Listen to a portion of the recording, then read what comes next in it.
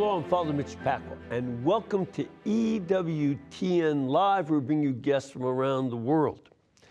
Our guests tonight are here to give witness that the Catholic faith not only survives, but is strong in Hollywood, California, where they're using their Catholic imaginations to entertain, educate, and inspire people's hearts toward God and toward the wonder of family life.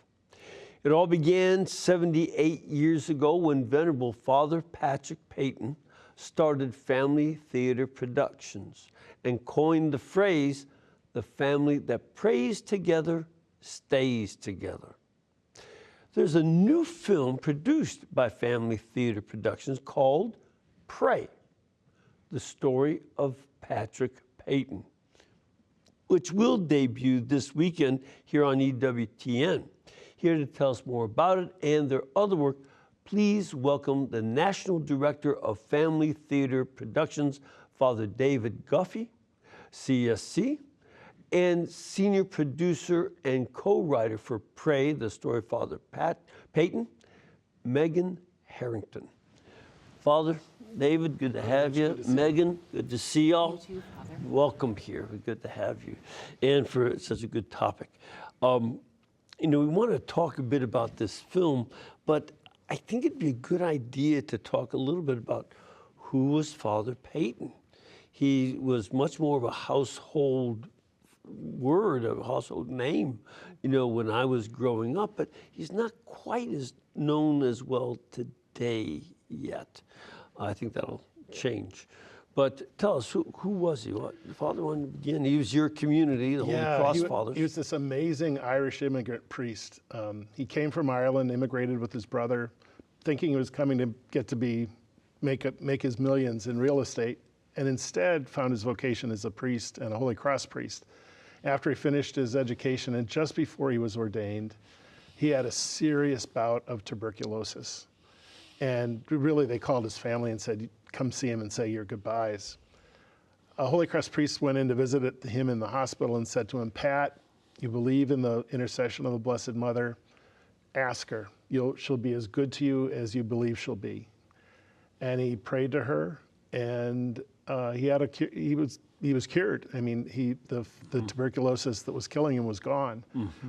In Thanksgiving for that, right after he was ordained, just a year later, he dedicated his life to spreading the word about Mary, but really he thought the call was to promote family prayer, especially the Rosary. Mm-hmm. His own family was a Rosary family, and he thought that had shaped his whole life and helped him feel connected with his family when they were in person praying on kneeling on the stone floor in Ireland, but also when they were spread across the continents. They had immigrated to the United States. And so this young priest starts this family rosary campaign that turns into talks and rallies.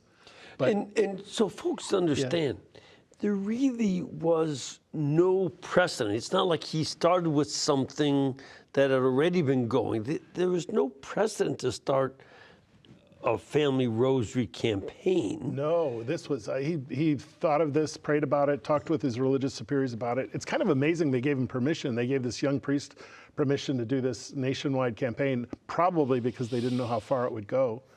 He wrote every bishop in the United States, personal letters, and so it was really catching steam.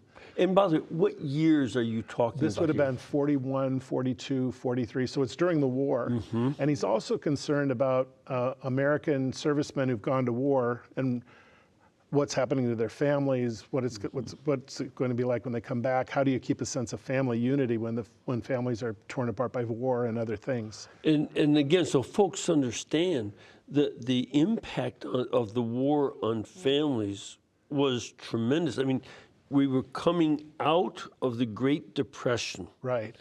And until the beginning of the war, there was still 20% unemployment. Right. Lots of poverty. And then it was husbands and uncles and brothers, not just young guys, but there was a big range because they needed 5 million men in the army. Yeah.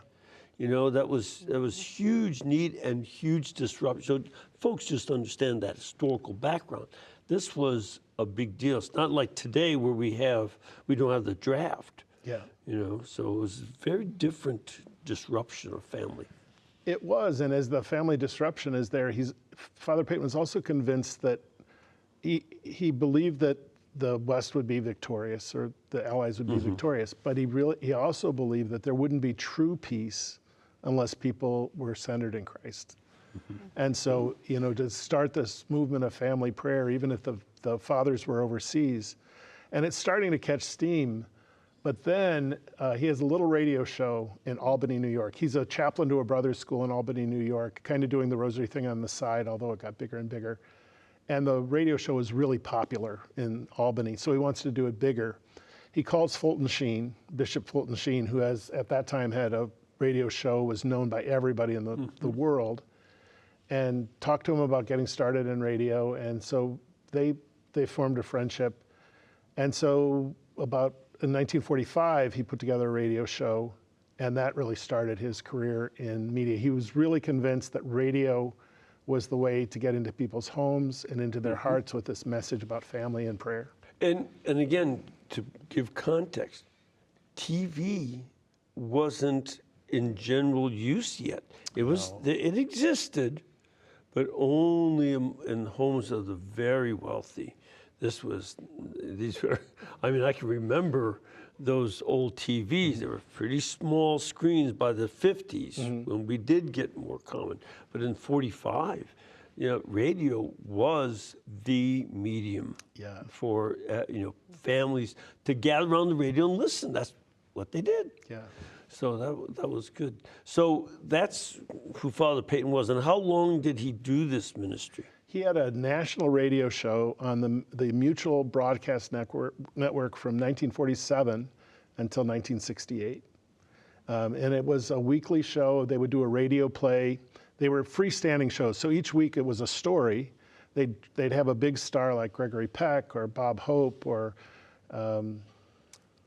Raymond Burr. Loretta Young. Raymond Burr did a lot with them. And then they were family stories. At the very beginning, he wasn't allowed to say the word Catholic, Protestant, Jewish, Muslim. So they had to be sort of general family stories. He could talk about prayer, but in very general ways. That changed later in his relationship with Mutual. But the show became really popular. EWTN still airs some of those old radio shows on the radio network, and some of the old-time networks do as well. So they had big stars that were part of it. So that was an exciting part of his life, but that really kick-started the rallies.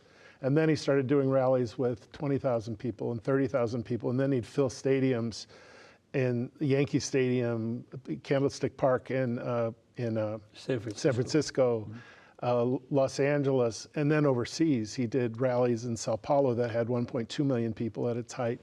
So and his message always was, prayer is the heart of the family is the heart of the church is the heart of the world. And so start changing the world by gathering your family to pray, especially the Rosary. And this was part of a vision that he had that was not just people praying in a vague way. He really saw this in a theological vision of how this holds together and holds the world together. Right, and he was really instrumental in the documents of Vatican II to getting the term domestic church included in the documents of Vatican II. He really believed that the family was the most basic unit of church. Yeah. And if we took care of that, then all the rest would take care of itself. Okay. And so he was really intent and really believed that prayer would help families be together as it helped his family be together and kind of stay spiritually connected even when they were separated across time and space. Yeah, because most of them stayed in Ireland, but he and his brother were here, so that's a good thing. And that's what would help him relate to the soldiers who were separated by both oceans, in the Pacific and the Atlantic. Now, Megan, you are the producer of this film on Father Peyton, correct? That's right. Yeah. Well, before we talk about it, I'd like to show a clip from the movie. Great. Which, again, we're going to show the entire movie on EWTN this Saturday, January 10th at 8 p.m. Eastern Time. and it'll be repeated on Monday, January 12th at 1:30 a.m. Eastern Time. But let's take a look at a clip of it now, and then we'll talk to you about the film. Somebody had suggested that it might be a good idea to get a little radio work going. The College of St. Rose had an hour on the local radio station, WABY. So Father Peyton started doing the Rosary and doing some other talks, and regionally it was wildly successful. So Father Peyton really got the bug and realized that radio and mass media were the way to take his message directly to people, and it leads him to New York City. The little kid from Addie-Mass, Ireland, is in New York City, about to walk in to the second largest radio network in the United States at the time, the Mutual Broadcasting Network. And he's told that he's supposed to meet with a woman named Elsie Dick. Elsie Dick has heard this story 100,000 times of somebody that wants free radio time, and she's a little bit jaded. So her litany of difficulties begin coming out, and I begin getting madder and madder as I see that I have lost. So I said, the war is on. Yeah, you and the whole lot of them are so wonderful, and you're teary when it doesn't cost you anything to say it. The dying family, the unhappy home, and all the blessed things that you say in so many nonsense words.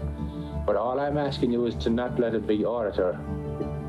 So she said, you got me. You have it. And so she starts telling him what he needed to do. You know, you have to have this kind of orchestra, you need to have this kind of a script, and you have to have a big star. Apparently he said, well, who's the biggest star in Hollywood now? They said, well, Bing Crosby. Good Friday of 1945, he cold calls Bing Crosby. Boy, talk about nerve. I mean, dial the phone and call Bing Crosby. Hello? Bing Crosby hears him out and called him back the next day and said, sure, I'll do it. Good morning. This is Bing Crosby. On this day of days, Mother's Day, I ask to enter your home and talk to you as a father. I ask you to resolve with me to begin your own form of daily family prayer. That your children and our children, children of all faiths, all countries, they may, through family prayer, come closer to God. Father Peyton had only done local radio. I mean, it's like going from, basically Little League to the major leagues of baseball and being in the World Series. That's a great story, and that's his voice, I take it. Yeah, yeah. Because one of the things that you hear as he speaks, he has no doubt about the rightness of this. Mm-hmm. He's not an egomaniac doing this for fame and fortune. He is doing this because the world needs this. So you better just get this radio show on the air, because it's got to be done. He just has that kind of it really reminds me of some of the times I've known Mother Angelica since '84. And I said, this sounds familiar to me. So tell us, how did you get involved in this project? Well, I was asked by Father Guffey to produce the project, thankfully. I was not working for Family Theater at the time, and they were looking to hire an outside producer to help produce the project, facilitated and directed by Father. They had digitized a bunch of footage. Father had spearheaded that. So there was all of this old footage and all of this audio and video. And so part of that is having him narrate his own story as much as possible that we could. So Father asked me to come on board. We had assembled a team. John Sipity, the director, did a beautiful job of capturing Father's moments visually as well in recreations. You'll see in the film Saturday that there's a recreation of him, and it's actually his nephew who plays him in Ireland. Oh, is that right? There's no speaking, but it's just this idea of here's a priest, here he is on his mission. And the thing about Father is he didn't take no for an answer. And you hit it right on the head when you said he was so pure of heart, and you could tell that he was pure of heart. Because once he was healed through the intercession of the Blessed Mother, and he had made a promise to her, there was nothing that was going to stop him. He knew his purpose, he knew his mission, and that was it. Yep. And so nothing was going to stand in his way. Yeah, that's, and it sounds like by capturing some of that sound and sight, you got tuned into that quality of him, which is itself a great gift of film. and documentary film that you can capture something of this person. And his nephew, how old was his nephew? Gosh, he was pretty, I think 70-ish at the time. And I didn't know anything about Father Peyton besides his saying before starting working on the project. And I fell in love with him and his mission, and fell in love with just his love for Mary and his love for God. And so did everybody on the crew. And he was so present during filming. It was just he's a person that I hope when people watch this, they say, I want him to be my friend, because he's still working for families. Yeah. He's still championing families. He's still there to help and guide. And he's left this mission for us to continue that as well. Yeah, yeah. And just so that folks also have a sense, he's a venerable now. He is. What does that mean? I know a lot of our folks are not Catholic watching, and even some Catholics aren't always clear. What does it mean to be, what are the different stages from servant of God forward? Sure. In the Catholic Church, they're pretty particular about the formal designation of somebody as a saint. They really want to look to see that the person has holiness that's demonstrated first by their life, and the first two stages have to do with demonstrating that they lived a holy and virtuous life. With the venerable stage, usually there's been some attempt, or not some attempt, there's been an attempt to go through everything they ever said, everything they ever wrote, to make sure that it's consistent with the church, that it would point to sanctity of life. And then that's presented to the Congregation for the Doctrine of Saints. And then once the venerable stage is reached, then there's an effort to encourage people to call on the intercession of the person, asking them to present their cause before Christ for miracle. And they're very particular about what a miracle is. You really have to demonstrate it. Finding a parking place on Manhattan doesn't count. As odd as that may be, that doesn't count. I'm calling it a miracle, but the Vatican wouldn't. Exactly. And we have a lot of people who've really befriended Father Peyton who knew him when he was alive, but people have discovered him since, who really have called on the intercession of Father Peyton, and he's come through for them in ways that are real to them. We're still hoping that we'll get a miracle that has all the evidence that the Holy See needs to confirm this. Because we need a saint for families. I mean, I think he's known as the Rosary Priest, sometimes as a media priest, but really at the heart, he's a family priest about calling families to be families, mothers to be mothers, fathers to be fathers, people to pray together and be there for one another as church, and therefore be part of something greater than two. And he was very concerned about family, and yet the crisis of family we have today is serious beyond anything he knew. Again, my dad served in World War II, and I grew up in that I'm a early baby boom from the 40s, and it's you can see, I saw in a lot of my dad's contemporaries, there's a lot of tension from the war. Nobody knew about PTSD, but they lived it, and they just had no way to talk about it. And so you had that, plus already the beginning of family breakdown. But today, it's even, far, far beyond anything Father Peyton could foresee, as far as I knew. And we need that kind of antidote where over half of children are born to unmarried parents, which usually means one of them is raising them alone. That's breakdown. That's serious. Or sometimes grandparents are raising because both parents abandoned their children. This is, and we have people talking about alternate lifestyles. Well, if you be a single parent, it's just an alternate life. No, it's a mess. It causes trouble. We need God to be the center of our families. And this is what he was doing. I'd like to show another clip, if you don't mind. This is, again, from the film Pray, the story of Patrick Peyton. Father Patrick Peyton drew the largest crowd in the history of San Francisco. I'd like to speak to you about a remarkable man, Father Patrick Peyton. Father Patrick Peyton. Patrick Peyton. Father Patrick Peyton. Father Patrick Peyton. I know a man who has dedicated his life to teaching others what prayer can do. People try to describe Father Peyton, and it's almost like trying to carry water in your hands. It slides through. It was almost unbelievable. You'll be looking around and all these people are here to listen to him. The energy level was like somebody who was superhuman. You might be saying with your voice, Hail Mary, full of grace, but your heart is telling God just what I said. Dear God, I love you. People would be in tears listening to him because he had such a powerful voice.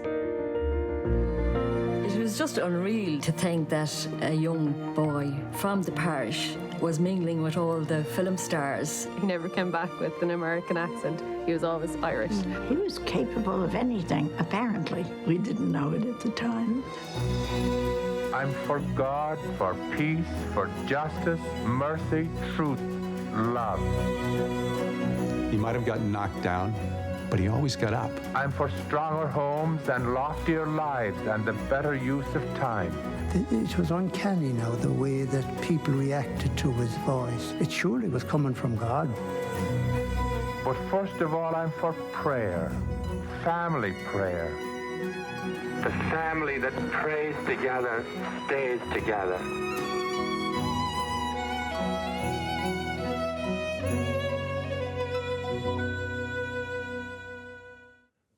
Yeah, that's a great clip, and that's right from the movie. Mm-hmm. Yeah. One of the things it shows is, along with the story of Father Peyton, we have interwoven stories of families that made the decision to incorporate prayer into their family life, mm-hmm. and the impact that it made, and some really beautiful mm-hmm. stories of, because if you haven't done it, it can be awkward. You know, for us Catholics, sometimes you don't know how to get it started, you don't know where to begin. And, you know, there's a family in there where the father says, I know we need to do this, and he started with just his wife, and he says, you know, it felt a little strange, but now it's part of their life that is an essential part of their life. So we hope that people will see that and maybe recognize something of themselves if they don't pray with their family, to find ways of beginning to pray with their family for the impact that it can have. And if you're, you know, it can be for any family that's there. Anyone can benefit from Christ, and any family unit can benefit from that kind of prayer. And so we hope people will take that up. Yeah, mm-hmm. yeah. Do you have anything to add to that? Well, the opportunity to meet people who had met Father Peyton directly, the Leonard family in Albany, and Dorothy Halloran, his secretary, who has a great stories within the film of just how driven he was and how driven he was for everybody also to get work done on behalf of family and family prayer. So meeting the families and the people who knew Father in real life and impacted their family, but then these families who only heard about Father, and the McAtees, who you mentioned, Pete McAtee was actually watching EWTN one night and saw Father and was just attracted by, he's an Irish guy, Pete's a tall Irish guy, and he had a lot of kids and just struggling with that role of father and just the impact that it made in his life. So witnessing the families was such a gift for all of us on the journey as well, because they're just incredible witnesses to the power of prayer. Mm-hmm. And they all didn't know him, but this the part of his legacy lives on. Yeah. He's still doing work, and people are still being impacted by him. So it was this nice, people who knew him and people who are being impacted by his life's mission and legacy.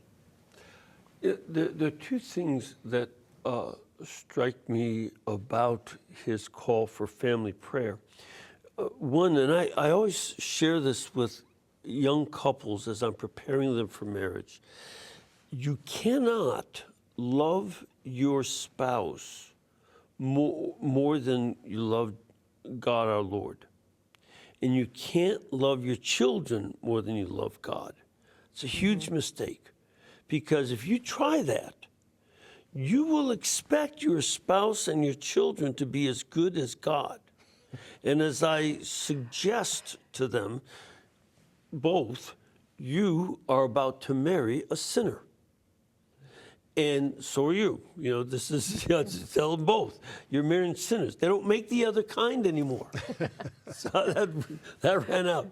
And so if you love God more than your spouse, you learn to accept your spouse as a fellow sinner, and both you need God to be the center of your marriage. And I think that's one part of his whole approach. Keeping the family centered on God makes it possible to love each other better than if you centered on each other. Yeah. The other thing, too, is our society talks, there's certain parts of our society that will talk about the justice and injustice of the family structure and the way things, and children are mad at their parents and all this thing because they didn't treat me the way I wanted to be or needed to be. And the prayer cuts through that. If you focus on justice alone, you will end up being merciless. You can't forgive if all you're focused on is justice. And when there is injustice in family, again, they're sinners. You have to forgive if you're going to go forward. Whereas prayer says, pray for us sinners. Not pray for those sinners that are over there and mom and dad and my siblings. No, pray for us sinners. That's where the rosary is so key. And I think that's important for us to, keep that aspect of what Father Peyton was saying so clear in why we need to pray as families. Well said. And and to keep God as part of the struggles and part of the ups and the downs of family life too, so that you don't feel like it's just the husband and wife or the spouses in it, but God's always in it with you if you invite God in. And prayer is a way of inviting God in. Some of the experiences of family prayer that we heard about were families that made an effort to do intercessory prayer, just praying for people who are sick, praying for what's going on at school and other things. And all those can be ways of saying it's bigger than us. We have to remember God's here. There's a whole world of people beyond us, and how can this family serve God, but also how might we be of some service through our prayer to other people? And he knew he wasn't doing an antidote, I think this is good for families. It's because of his mom and dad and the family that he grew up in. And they prayed the rosary every night together. And he said, I will not forget the vision of my father kneeling with my mother to pray the rosary. So he knew that changed the course of his family's life. And he knew the power of it. So he had firsthand experience of how transformative it could be. And he knew that if other people could experience that, at whatever stage they're in, because it's never too late to pray with your family, at whatever stage you're at. 100%. Yeah. So it's a good reminder that he came from that. So he's passing on what he knew worked. And I think what these clips show and the whole film will show is because he knew that and communicated to people who weren't so sure, that we can watch him and learn from him and acquire that confidence that he had based on experience, even if we don't have that experience. He can show us that kind of power. And he was a man deeply rooted in prayer. And anybody that worked with him or knew him, he worked hard and he worked long hours to the point that he'd get sick. But he spent a lot of time in prayer. So that confidence came from a place that was really deeply rooted in his own connection with God and the Blessed Mother. I saw that photograph of him next to Mother Teresa of Calcutta. And I thought, no, both of them are the same in that. They both worked really hard for people, but prayer was always the center for both of them, and that's key. We have to take a little break, but we're encouraging you to watch the movie Pray, the story of Patrick Peyton, which you can see on EWTN this Saturday, January 10th at 8 p.m. Eastern Time. And again, it'll be played on Monday, January 12th at 1:30 a.m. Eastern Time. We'll be back in a couple of minutes. We want to get some of your comments and your questions, so please stay with us.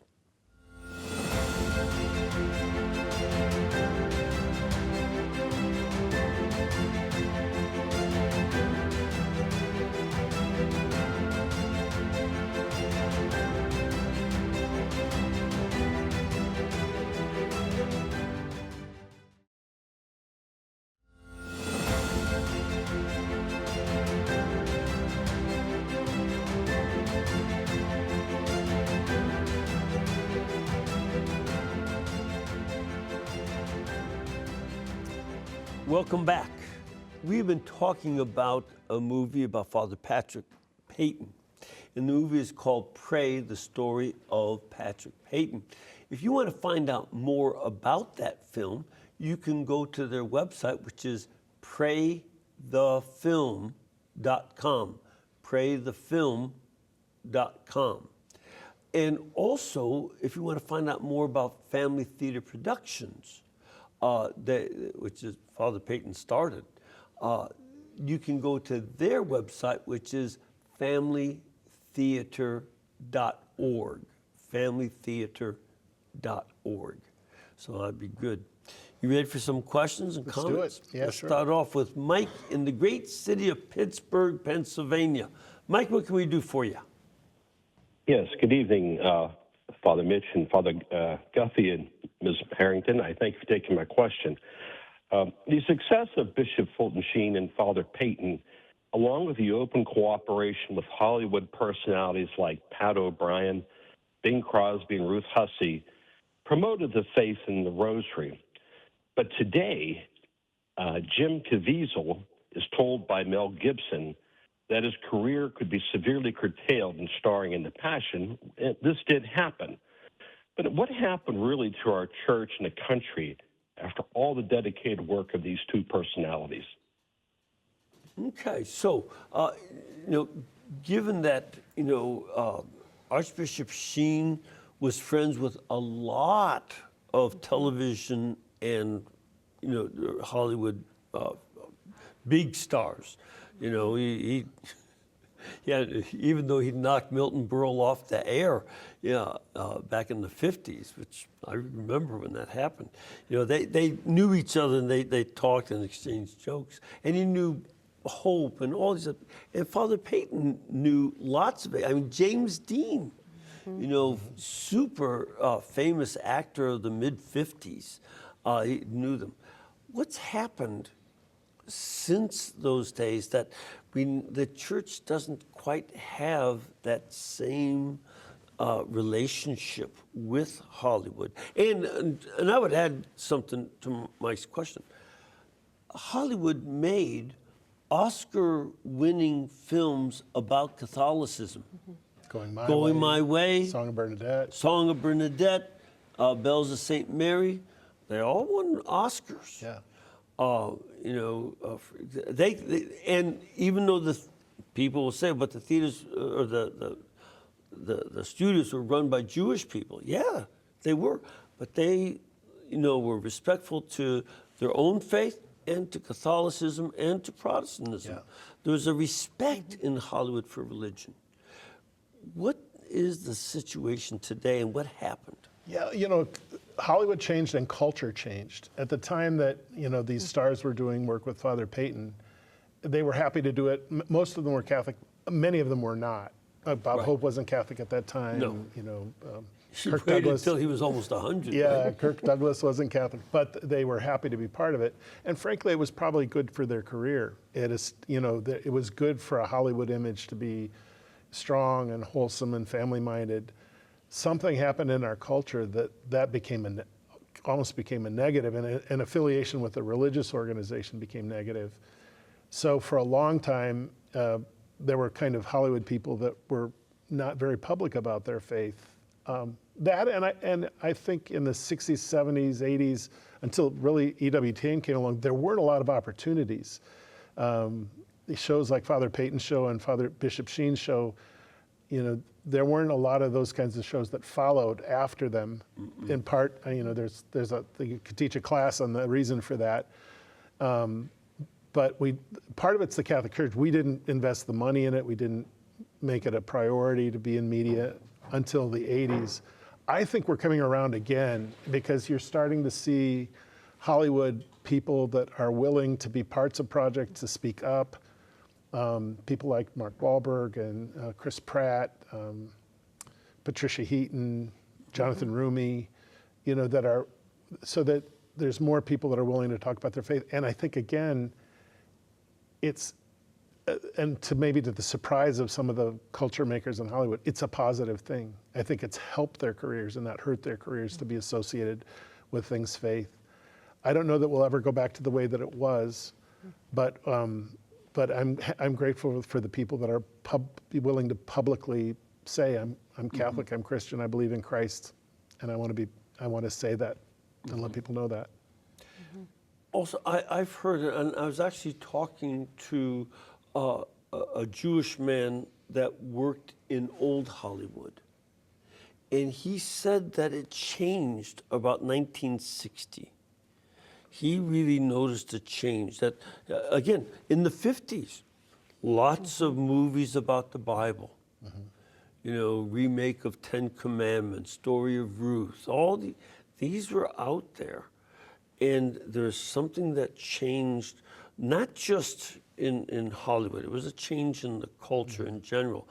And you see, by the 80s, you see many very negative movies about religion, Elmer Gantry and many others. Yeah. These were very negative. But like I say, it's changing again.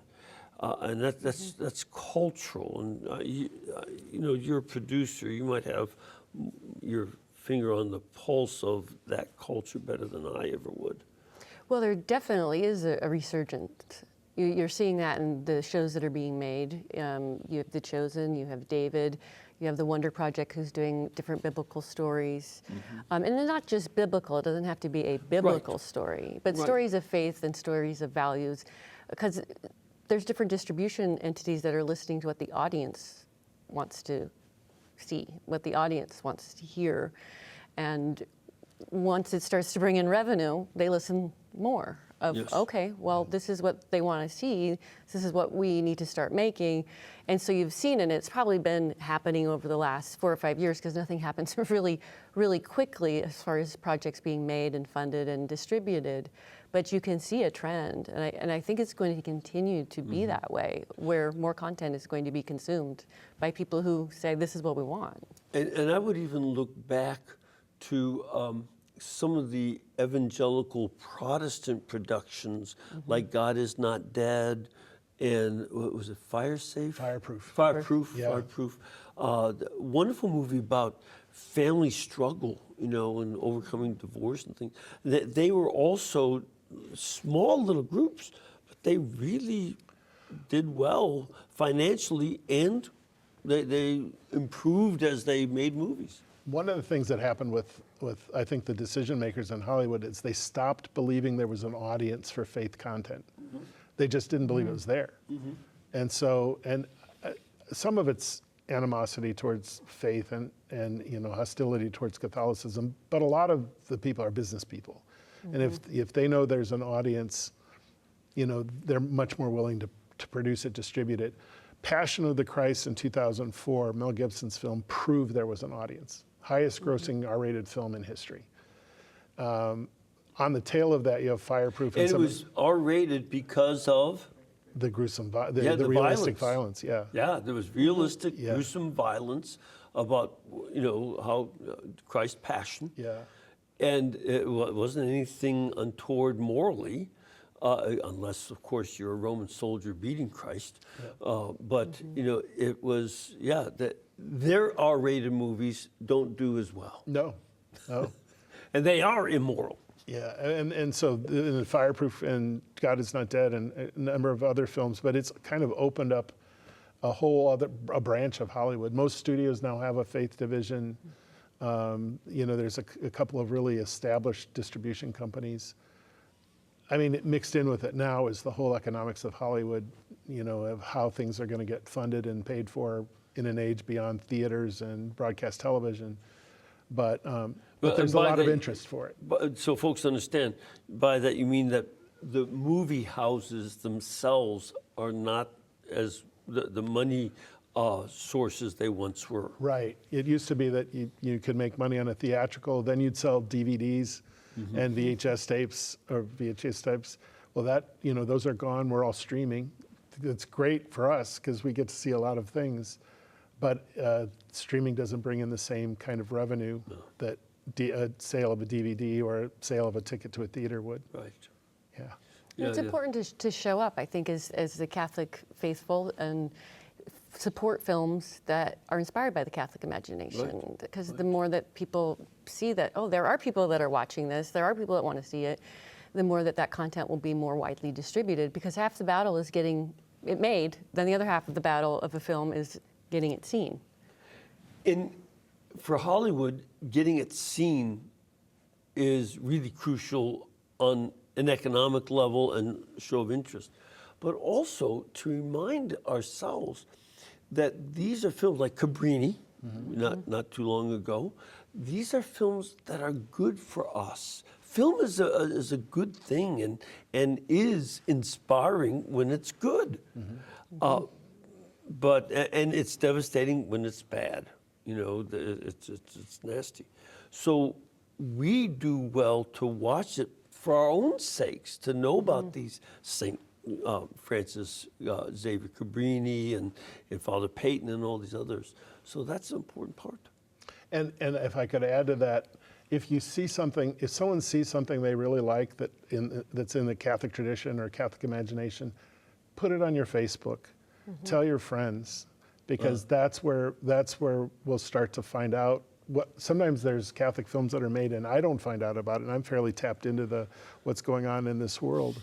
And so the more that we can let one another know what's going on, it's helpful. Good. We have a question from our studio audience. Sir, where are you from? From South Jersey, across from Philadelphia. Great. Good to have you. And what's your question? Well, I have two. Number one, Megan, your background has Montana women's basketball team and another story on a Native American women basketball player. How has making those inform how you've been able to produce this film on Pray with Father Peyton? And number two, the title of this movie is Pray, first word. Besides praying via the Rosary, according to Father Peyton, what other ways can, or does he mention that we should pray as a family? Okay, good. So why don't you take that first question? Well, thanks for that question. It's a little homework there for the two other films. I didn't plant that question. I wanted you to know. So Playing Like a Girl, the house that Rob built, Native Ball, Legacy of a Trailblazer, Pray, the story of Patrick Peyton, in my mind are all stories about heroes, heroic stories that are authentic and true. And when you are telling those stories, as a filmmaker, you have a responsibility to tell them authentically and with truth, and to really care for the people that you're sitting with, that you're sitting across with. That it's not just, oh, we got to make this film and we're making a movie. It's, and we're coming into their lives. When you come into a production, the cameras are large, the time is intense, and they're opening up to you in ways that are profound. And they're sharing things with you that you have a responsibility to be a good caretaker of what goes in a film, what might not go in a film. We always said some things are for us as the crew, some things are for the person that's being asked the question, and some things are for the film. And not everything makes it into the film, but every word that's spoken informs the film and makes it better. So each of those had their responsibility of just being a good steward of someone's life because they're entrusting it to you. Yeah, as a producer, you're editing in and out. Right. But both of those aspects inform what you do, and that's an important part of, you know, getting the essence of what you're trying to communicate. So. And nothing is done in a silo. Like the teams that are put together to do these films, and the teams have been the same for all of those films predominantly. It's as important that you're working together, that each person is playing their role and each person is invested in the story that we're telling and the person that we're encountering. And then the second question, Father? Father Peyton really believed that the Rosary was, you know, the quintessential Catholic prayer. It's the way that you get to know the life of Christ through the eyes and heart of Mary.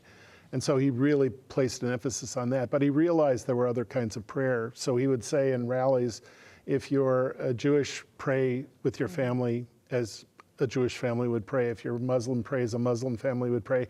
And I think he would also say, you know, if your family can't pray a whole rosary, your children are too young, whatever, pray an Our Father, pray a Hail Mary, start to introduce the prayers. But aside from just saying the words, it was important that you're together, you're setting aside time. I think today he would say, put down your phone, put down your tablet, turn off screens, and really give yourself to the time, give yourself to each other, and together give yourselves to God. And all that together made for the family prayer experience. So it wasn't just saying the words, it was being present to the prayer that you were praying with your family. And I would just add something that, as a Jesuit who is trained in the exercises, one of the things that Father Peyton did do was composition of place. He would do these little dramatizations of each mystery of the Rosary, and also the Stations of the Cross, I believe. And that visualization and dramatization is also a way to help use your imagination in prayer. And I thought that was also a very important part of what he did. And some of the early films that he did were exactly that. Yeah, they were exactly. sort of imagining. James Dean, you mentioned James Dean, he starred as John the Apostle in the episode on the Glorious Mysteries. Yes, exactly. Around the resurrection and the Son of the Holy Spirit. At least he didn't say, oh! He was always so filled with angst and in his movie, but not there. Sometimes people say, Father Peyton, are you sure you want to work with that person? They're this or that. And he would always say, it'll be good for them to work with us. Yeah. He always had a sense that you weren't just hiring them, but you were going to become part of their life, and and bring out something good in them. And making them memorize the gospel to play that role is not a bad way to get them to read scripture. We have another caller, Thomas, over in Kingsport, Tennessee. What can we do for you this evening? Hi, Father. I have a question for Father Guffey and Miss Harrington. Here's my question. Did Father Peyton have a strong belief in Marian apparitions, specifically Our Lady of Fatima, where she said, pray the rosary every day? He did. In fact, he made a film on Fatima in the 50s, on Our Lady of Fatima in the 50s. But he was very, very strong on the idea that he only promoted those apparitions of Mary that were officially approved.